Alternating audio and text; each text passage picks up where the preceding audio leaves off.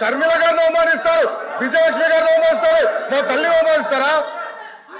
ఏం గుర్తురాదా మీకు? అదే ఒక్క నిమిషం నేను కూడా మాట్లాడచ్చు, గుర్తుపెట్టుకోండి. ఒక్క నిమిషం నేను కూడా మాట్లాడండి. ఏనాడు మేము మాట్లాడలేదు, కూర్చోండి. ఏనాడు జగన్మోహన్ రెడ్డి గారి కుటుంబం గురించి మేము ఏనాడు మాట్లాడాల, నేను ఏనాడు మాట్లాడాల, మా సభ్యులు ఏనాడు మాట్లాడాల. కూర్చోండి. శాసనసభ సాక్షిగా మా తల్లిని అవమానిస్తే కూర్చోమంటారా? కూర్చోమంటారా? 22 వరకు చంద్రబాబు నాయుడు గారు ప్రతిరోజు హౌస్కి వచ్చాడు, ప్రతిరోజు హౌస్ నిలబడ్డాడు, సింగిల్ గా నిలబడ్డాడు, సింహంగా గుర్తుపెట్టు, సింగిల్ గా నిలబడ్డాడు, పోరాడాడు. ఆ రోజు మా తల్లి అవమానించారు కనుకనే బాధ తట్టుకోలేక సభ బైకాట్ చేసి బయటకు వెళ్ళారు.